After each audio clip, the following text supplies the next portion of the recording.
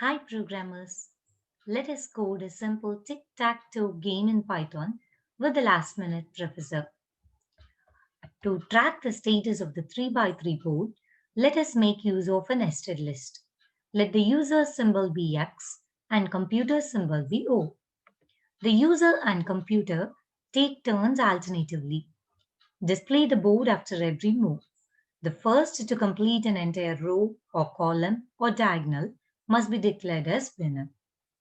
Let us start coding. Let me have a nested list named status for tracking the status of the 3 by 3 board. Let me initialize all the values as tilde symbol. The underlying idea is that tilde symbol will serve as a marker for an unoccupied cell. User and computer take turns alternatively until the game is over. The maximum number of possible moves in the game is 9 since we are using a 3 by 3 board. So, I'm initializing a variable called turn to 1. While the value of turn is less than 10,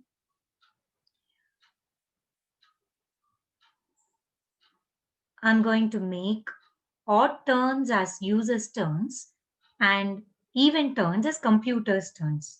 So when dividing turn by 2, if the remainder is 1, that is, the value of turn is odd, let me call a function to make the users move. Let me have a function named user underscore turn. Let me pass the status as argument to that. Let me update the current status of the board to the variable status. Now let me display the status of the board using a function display underscore board of status. With this move, let me check if the game is over. Let me have a separate function to check if the game is over by passing the current status of the board and the player's symbol. So here for user, we are going to use X. If the game is over, if that is true, print the current player as winner. And we can break out of the loop. Else, it is computer's turn. Let me copy paste the same sequence as for user's turn and edit in that.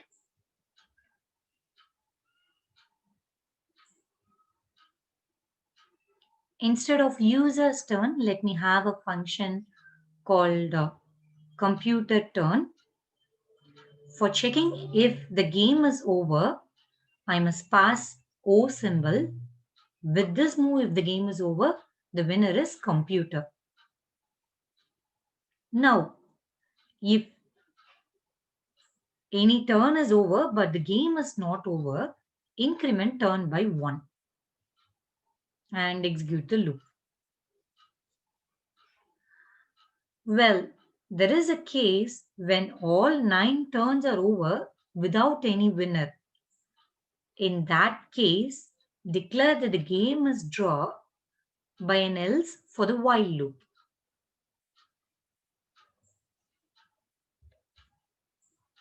Let us define the function for user turn.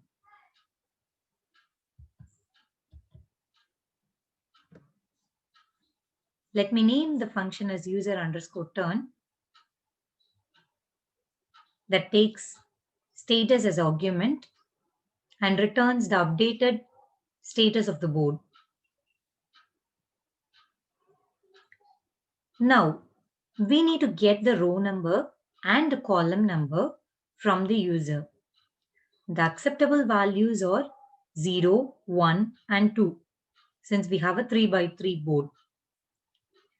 In case the value of R given by user is less than 0 or the value of R given by user is greater than 2 or the value of C is less than 0 or the value of C is greater than 2 or the cell is already occupied by a symbol other than tilde, prompt the user for another valid input. So these are the 5 cases where the user input is invalid. So whenever any one of the condition is true, it means the input is invalid. So prompt the user for another input. Once valid inputs are obtained, update the cell value to X and return the status.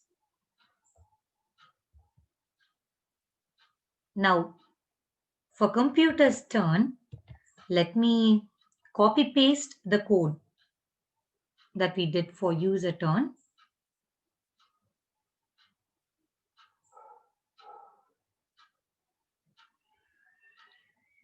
Edit the function name as computer turn. The computer has to randomly choose among the 3 values 0, 1 and 2 for R and C. Let me make use of randint function of the random module. So randint function, I'm passing the arguments as 0 and 2 so that it takes the input either as 0 or 1 or 2. Since I'm using the function randint in the random module, I'm importing the module. Let me copy paste the same for C. Now here there is no need to check for the conditions less than 0 or greater than 2 because there is no possibility.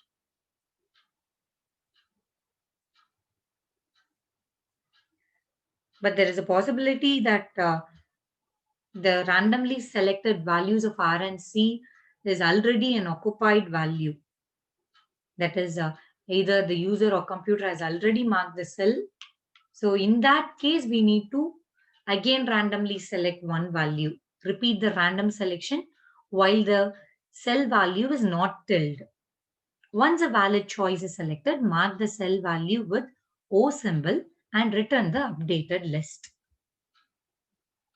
Now, write a function to print the board using nested loop with appropriate space, vertical and horizontal lines to give the appearance of the board. Finally, a function to check if the game is over. If an entire diagonal or row or column is occupied by the current player, the game gets over and the current player is the winner. So the function is game over takes 2 arguments. One is the list status and other is the current player's symbol. The function returns 0 if the game is not over. First, let us check if an entire diagonal contains the current player's status. So now, there are 2 diagonals. One diagonal formed by position 0, 0, 1, 1 and 2, 2. Another diagonal formed by 0, 2, 1, 1, 2, 0. If any one of the diagonals is occupied by the current player's symbol, it implies that the game is over and we can return 1. So, this is a part for the diagonal formed by the position 0, 0, 1, 1 and 2, 2. We can code using for else. If any position that form the diagonal does not contain current player's symbol, we can break out of the for loop. Else, if all the mentioned positions contain the current player's symbol, return 1.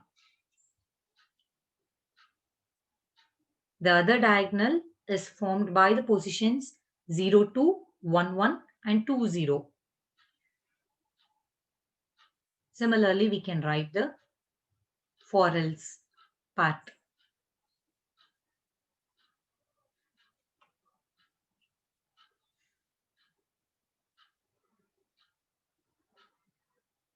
If any of the positions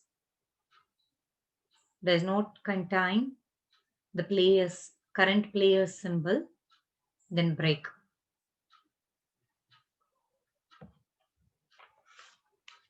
If the diagonal win does not exist, let us check for the row win. If any row is entirely occupied by the current player's symbol, then let us return 1.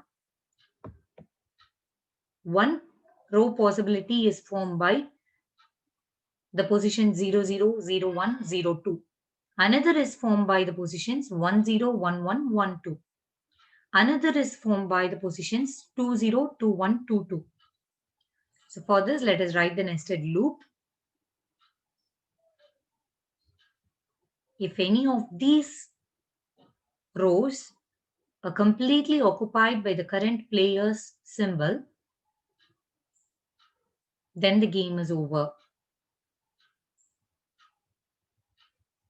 In case of column, one possibility is 0, 0, 1, 0, 2, 0. Another possibility is 0, 1, 1, 1, 2, 1. Another is 0, 2, 1, 2, 2, 2. Just change I and j index in the row check for making the column check. That will give the status. So now let us save the code.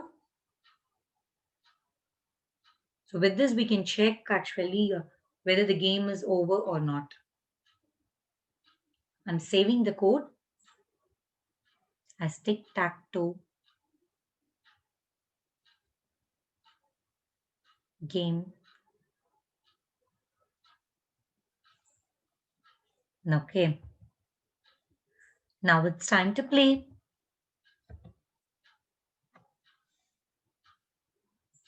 Let me run.